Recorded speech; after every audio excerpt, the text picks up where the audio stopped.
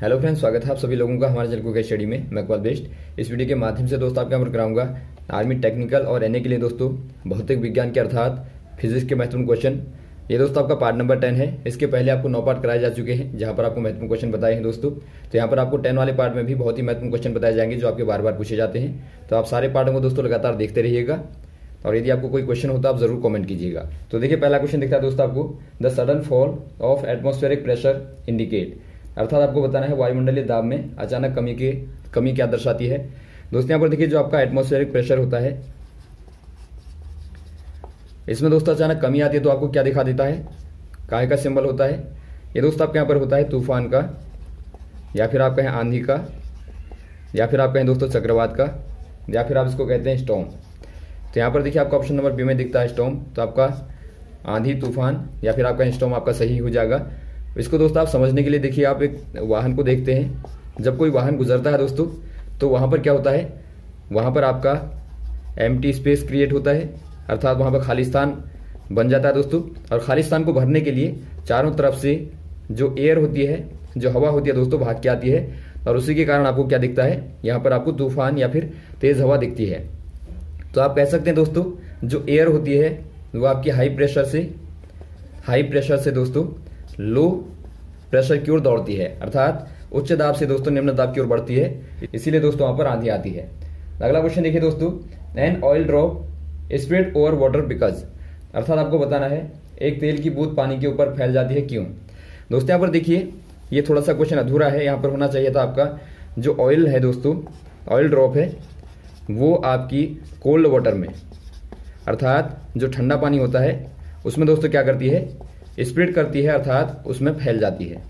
क्यों फैलती है, क्योंकि जो ऑयल ड्रॉप का दोस्तों सरफेस टेंशन होता है, सरफेस टेंशन अर्थात आप कहेंगे पृष्ठ तनाव जो होता है दोस्तों वो दोस्तों आपका कम होता है कोल्ड वाटर के कंपैरिजन में, अर्थात ठंडे पानी के कंपैरिजन में दोस्तों। इसीलिए दोस्तों ऑयल यहाँ पर ठंडे पानी में फैल जाता है। लेकिन यदि आप बात करें दोस्तों हॉट वाटर की, अर्थात आप बात करें गर्म पानी की, तो गर्म पानी में दोस्तों यदि आप तेल की बूंद को डालेंगे तो क्या करेगा, तो वो दोस्तों आपका ड्रॉप का शेप ले लेगी, अर्थात एक प्रकार से बूंद का दोस्तों शेप ले लेगी। क्यों ले लेगी, क्योंकि जो दोस्तों आपका गर्म पानी का जो पृष्ठ तनाव होता है, सरफेस टेंशन जो होती है दोस्तों हॉट वाटर की, वो कम होती है ऑयल की तुलना में। तो यहाँ पर आप ध्यान देंगे दोनों क्वेश्चनों में। नॉर्मली यदि आपको दिया होगा इस प्रकार से, वहां पर ना कोल्ड लिखा होगा ना हॉट लिखा होगा, तो आप ले लेंगे दोस्तों पहले वाले को। यदि आपको वहां पर दिया होगा लिखा होगा तो वहां पर आप ध्यान देंगे जो हॉट वाटर होता है वो ऑयल की तुलना में दोस्तों कम सरफेस टेंशन का होता है। तो यहाँ पर देखिए आपको ऑप्शन नंबर डी में दिखता है दोस्तों, आपको दिया है surface tension of oil is much smaller than water, तो आपका डी वाला सही हो जाएगा। अगला क्वेश्चन देखिए दोस्तों, which of the following is most elastic, अर्थात आपको बताना है निम्न में से कौन सर्वाधिक प्रत्यास्थ है। पहले दोस्तों आपको प्रत्यास्थता को समझना पड़ेगा, अर्थात जो आपकी इलास्टिसिटी होती क्या है। इलास्टिक एक प्रॉपर्टी है दोस्तों जो कि एक प्रकार से खासतौर पर ठोसों की अर्थात सॉलिड की दोस्तों प्रॉपर्टी होती है इलास्टिक। यहाँ पर देखिए आपने रबर को देखा होगा, आप सिंपल एग्जांपल लेंगे रबर का। रबर को जब आप खींचते हैं दोस्तों तो ये क्या करता है, स्ट्रेच करने में ये फैलता है, अर्थात एक प्रकार से ये लंबा खींच जाता है और बाद में आप छोड़ते हैं तो दोबारा से वो दोस्तों अपने इनिशियल शेप में आ जाता है, अर्थात अपनी पूर्व अवस्था में आ जाता है।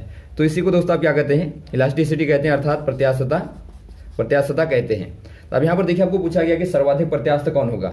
इसके लिए आपको समझना पड़ेगा जो इलास्टिसिटी होती है दोस्तों वो आपकी होती है स्ट्रेस अपॉन स्ट्रेन, अर्थात एक प्रकार से आप कहेंगे जो स्ट्रेस क्या होता है दोस्तों, जब आप बल लगाते हैं तो जो आपका विरोधी बल होगा, अर्थात जो आपका रेजिस्टिव फोर्स होगा दोस्तों उसको आप बोलते हैं स्ट्रेस। तो विरोधी बल आप कहते हैं एक प्रकार से, विरोधी जो आपका बल होगा खींचने में उसे आप कहेंगे स्ट्रेस। और स्ट्रेन का मतलब होता है दोस्तों विकृति मतलब जो बदलाव हुआ, एक प्रकार से आपने शेप में बदलाव किया तो शेप में जो आपका चेंज होगा दोस्तों उसी को आप क्या कहते हैं, विकृति कहते हैं। मान लीजिए आपने लंबाई को, पहले आपकी लंबाई एल थी, आपने इसको यहाँ पर इतना खींच दिया दोस्तों तो आपका डेल्टा एल अपॉन एल क्या कहलाएगा, ये आपका दोस्तों विकृति कहलाता है, अर्थात एक प्रकार से दोस्तों आपका स्ट्रेन कहलाता है। तो प्रत्यास्थता दोस्तों किसकी ज्यादा होगी, जिसका स्ट्रेस ज्यादा होगा, अर्थात जिसमें ज्यादा विरोधी बल होगा। तो स्ट्रेस दोस्तों आपका सर्वाधिक जिसमें होगा उसी की इलास्टिसिटी ज्यादा होगी। तो आप देखते हैं दोस्तों यहाँ पर आपको स्टील दिया है एग्जाम्पल में, स्टील में दोस्तों यहाँ पर देखिए सर्वाधिक रेजिस्टिव फोर्स होता है, अर्थात स्ट्रेस होता है। तो यहाँ पर आप कह देंगे स्टील की दोस्तों सर्वाधिक इलास्टिसिटी होती है अर्थात प्रत्यास्थता होती है। ऑप्शन नंबर आपका सी वाला। अगला क्वेश्चन देखिए दोस्तों, which layer of the earth atmosphere reflected to back the radio waves to the earth surface. दोस्तों यहाँ पर देखिए आपको पूछा गया है वायुमंडल की कौन सी वाली परत रेडियो तरंगों को परावर्तित कर पृथ्वी पर पहुंचाती है। दोस्तों यहाँ पर देखिए जो आपकी रेडियो वेव्स होती हैं जिनसे आप खास तौर पर कम्युनिकेट कर पाते हैं दोस्तों इनके माध्यम से, तो यहाँ पर देखिए जो परत होती है दोस्तों एटमॉस्फेयर की जो लेयर होती हैं उनमें आपको बताया गया है मुख्यतया दोस्तों आपकी 5 लेयर होती हैं। नॉर्मली आप 4 कह सकते हैं। नीचे वाली आपकी होती है क्षोभमंडल अर्थात आप इसको कहते हैं स्ट्रेटोस्फीयर। उसके बाद दोस्तों आपके यहाँ पर होती है समताप मंडल। उसके बाद आपका होता है मध्य मंडल। उसके बाद आपका होता है आयन मंडल। उसके बाद आपका होता है बहिर्मंडल। तो आयन मंडल को दोस्तों आप कहते हैं आयनोस्फीयर। तो यहाँ पर देखिए दोस्तों आपका आयनोस्फीयर में क्या होता है, यहाँ पर दोस्तों आपकी आयनीकृत गैसें होती हैं अर्थात जो गैसें होती है दोस्तों वो आयनिक फॉर्म में होती हैं। एग्जाम्पल के तौर पर आप देखेंगे O2- होगा या H पॉजिटिव होगा या फिर आपका N- होगा। तो इस प्रकार की दोस्तों फॉर्म में होती हैं। तो यही वाली परत होती है जहाँ से रेडियो वेव्स दोस्तों टकराने के बाद में वापस अर्थ पर आती हैं। तो आप कह देंगे जो आपका आयन मंडल होता है तो वहीं से दोस्तों जो आपकी रेडियो वेव होती हैं वो आपकी रिफ्लेक्टेड होके वापस आती हैं। तो आपका ऑप्शन नंबर देखिए कौन सा दिखता है, ए वाला दिखता है। ए वाले में आप टिक कर देंगे। अगला क्वेश्चन देखिए दोस्तों, which of the following circuit element is used to block DC in electric circuit. अर्थात आपको पूछा गया है किस परिपथ तत्व का प्रयोग परिपथ में दिष्ट धारा को अर्थात डीसी को रोकने के लिए किया जाता है। दोस्तों यहाँ पर देखिए आपका बार बार क्वेश्चन आता है। एक आता है दोस्तों आपका एसी को ब्लॉक करना, एसी ब्लॉक करना। एक आता है आपका डीसी को ब्लॉक करना। देखिए दोस्तों आपका ब्लॉक करना होता क्या है अर्थात इनको रोकना एक प्रकार से क्यों आवश्यक होता है। यदि आपको देखिए दोस्तों आपका डीसी चाहिए आपको तो वहां पर आप एसी को रोक देंगे। यदि आपको केवल एसी चाहिए तो वहां पर आप डीसी को रोक देंगे। ये होती है आपकी पहली वाली होती है प्रत्यावर्ती धारा। प्रत्यावर्ती अर्थात आप कहते हैं अल्टरनेटिंग दोस्तों करंट होती है, इस प्रकार की चलती है। और डीसी मतलब आपका डायरेक्ट करंट होती है अर्थात आप इसको कहते हैं दिष्ट धारा। दिष्ट धारा कहते हैं। ये दोस्तों आपकी सीधी लाइन पर चलती है। अब यहाँ पर देखिए जो आपको दिष्ट धारा को रोकना है यदि दोस्तों तो आप यूज करते हैं खास तौर पर वाइडली आप इस्तेमाल करते हैं दोस्तों कैपेसिटर का। इसमें क्या होता है देखिए दोस्तों आपका 2 प्लेटें होती हैं पॉजिटिव और नेगेटिव। और यहाँ पर ये क्या करता है, ये आपका दोस्तों इलेक्ट्रिक फील्ड में रखने पर एनर्जी को दोस्तों स्टोर करता है अर्थात आप कहेंगे इलेक्ट्रिकल जो एनर्जी होती है उसको दोस्तों स्टोर करता है। तो ये इसका काम होता है। तो यहाँ पर देखिए जब आप दोस्तों डायरेक्ट करंट को डालते हैं तो ये बिल्कुल उसको ब्लॉक कर देता है, उसको नहीं जाने देता। और आप एसी को दोस्तों इससे आराम से पास करा सकते हैं। तो यहाँ पर आप कह देंगे दोस्तों एक प्रकार से आप कैपेसिटर का इस्तेमाल करते हैं अर्थात आप संधारित्र का दोस्तों संधारित्र आप कहेंगे संधारित्र का इस्तेमाल करते हैं। तो यहाँ पर देखिए आपको ऑप्शन नंबर दिया है दोस्तों। तो यहाँ पर देखिए आपको बी वाला दिया है कैपेसिटेंस का इस्तेमाल करते हैं तो बी वाले में आप टिक कर देंगे। और यदि आप दोस्तों एसी को ब्लॉक करना चाहते हैं, आपको पूछा जाता है कि बताइए एसी को ब्लॉक करने के लिए आप क्या इस्तेमाल करते हैं, तो वहां पर दोस्तों आप खास तौर पर डायोड का इस्तेमाल करते हैं। डायोड आपने देखे होंगे जो आपके दोस्तों एक प्रकार से पी और एन वाले अर्धचालकों को मिला के बनाए जाते हैं। ये क्या करते हैं दोस्तों लगातार सिग्नल को रेक्टिफाई करते रहते हैं और बाद में एक प्रकार से इस प्रकार से आपको मिलता है डीसी के फॉर्म में आपको एसी मिलती है। तो इसे आप रेक्टिफायर भी कहते हैं। तो ये आप याद रखेंगे, ये भी आपको बार बार पूछा जाता है। अगला क्वेश्चन देखिए दोस्तों, spectacles used for viewing 3D film है। अर्थात आपको बताना है 3D छवि अर्थात फिल्म को देखने के लिए प्रयुक्त होने वाले चश्मे कौन से वाले होते हैं। दोस्तों यहाँ पर देखिए यदि आपको 3D फिल्म को देखना है दोस्तों तो उसके लिए कौन से वाले एक प्रकार से ग्लास आप कहेंगे जो ग्लास होते हैं या फिर आप कहें दोस्तों चश्मा इस्तेमाल किया जाता है। इसमें आपका होता है दोस्तों पोलेरॉइड वाला ग्लास इस्तेमाल किया जाता है, वो भी खासतौर पर आपका सर्कुलर पोलेरॉइड ग्लास का इस्तेमाल किया जाता है। इसमें होता क्या है दोस्तों, यहाँ पर देखिए आपने पोलराइजेशन को आपको पहले समझना पड़ेगा। जो आपके पोलराइड होते हैं दोस्तों वो क्या करते हैं, मान लीजिए आपने प्रकाश को यहाँ पर डाला, ये प्रकाश है दोस्तों, इस प्रकार से आपका हर डायरेक्शन में चलता है लगातार।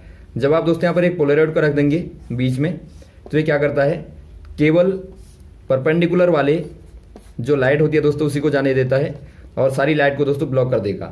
तो यहाँ से आपको क्या पता लगता है कि यहाँ पर आपको एक पर्टिकुलर डायरेक्शन में एक प्रकार से आपको प्रकाश मिलता है। इसको आप कहते हैं दोस्तों ध्रुवित प्रकाश। और इस प्रोसेस को आप कहते हैं पोलराइजेशन अर्थात ध्रुवीकरण कहते हैं। तो प्रकाश का दोस्तों ध्रुवीकरण यही कहलाता है कि आप परपेंडिकुलर डायरेक्शन में दोस्तों प्रकाश को प्राप्त कर लेते हैं। तो इसी में इस्तेमाल करते हैं। ये आपका लीनियर वाला है।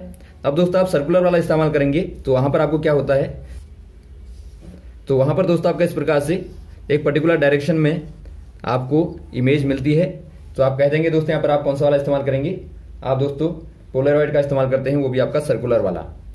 अगला क्वेश्चन देखिए दोस्तों, वायु का घनत्व अधिकतम होता है, अर्थात आपको बताना है the density of gas is maximum eight.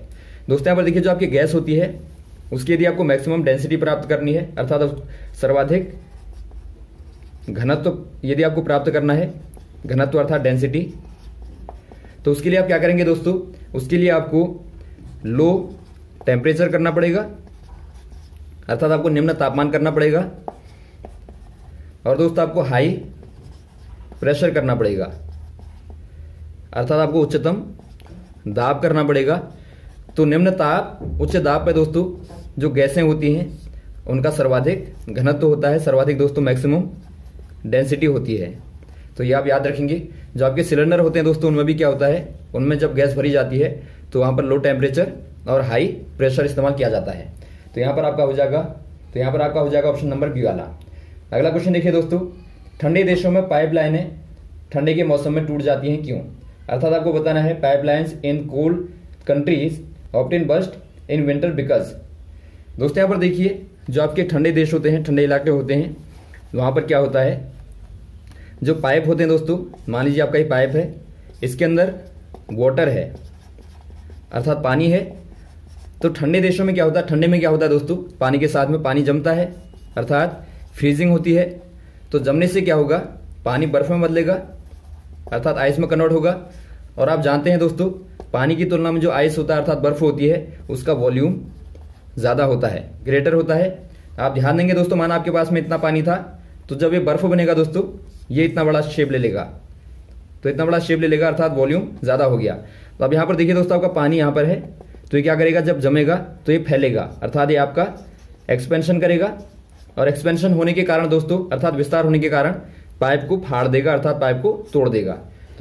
तो पहला वाला ऑप्शन देखता है दोस्तों आपको, देखिए water फ्रीजेज and expand in the volume. तो वॉल्यूम में दोस्तों अर्थात आयतन में ये क्या करता है, एक्सपेंशन करता है। तो इसीलिए दोस्तों पाइपलाइनें क्या होती हैं, वहां पर टूट जाती हैं या फिर आप कहें फट जाती हैं। तो पहला वाला ऑप्शन आपका सही हो जाएगा।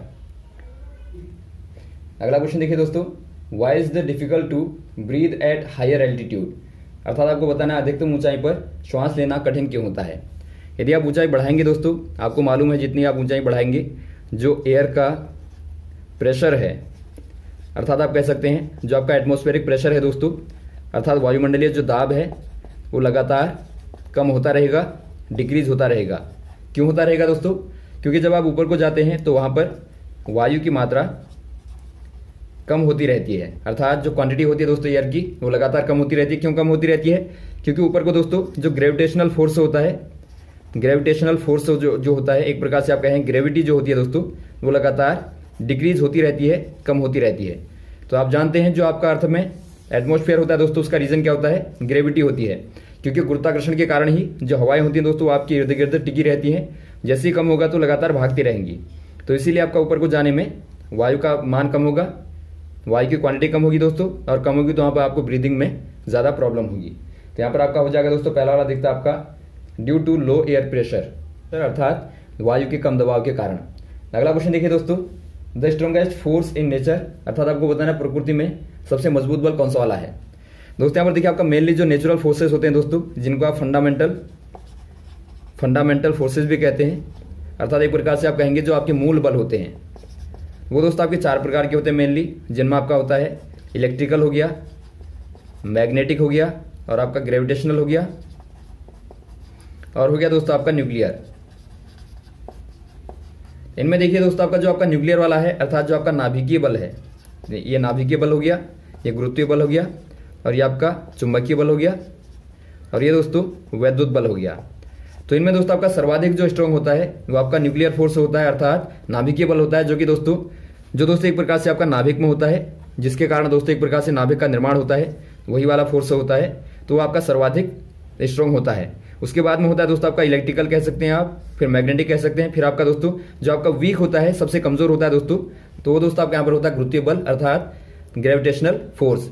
यदि आप इनको कंपेयर करें दोस्तों, बहुत बार पूछा जाता है, तो जो आपका नाभिकीय बल होता है दोस्तों, जो न्यूक्लियर फोर्स होता है, वो ग्रेविटेशनल फोर्स की तुलना में दोस्तों 10 की पावर 39 टाइम ज़्यादा स्ट्रांग होता है। लगभग दोस्तों आपका 10 की घात 39 गुना ज़्यादा मजबूत होता है। तो ये आप ध्यान देंगे। तो यहाँ पर आपका हो जाएगा दोस्तों, तो यहाँ पर आपका हो जाएगा ऑप्शन नंबर सी वाला, न्यूक्लियर फोर्स। तो यहाँ तक दोस्तों आप क्वेश्चन को तैयार करेंगे। इसके बाद मैं आपको नेक्स्ट वाले पार्ट में अन्य महत्वपूर्ण क्वेश्चन को लगातार बताते रहेंगे। Okay, thanks. जय हिंद, जय भारत।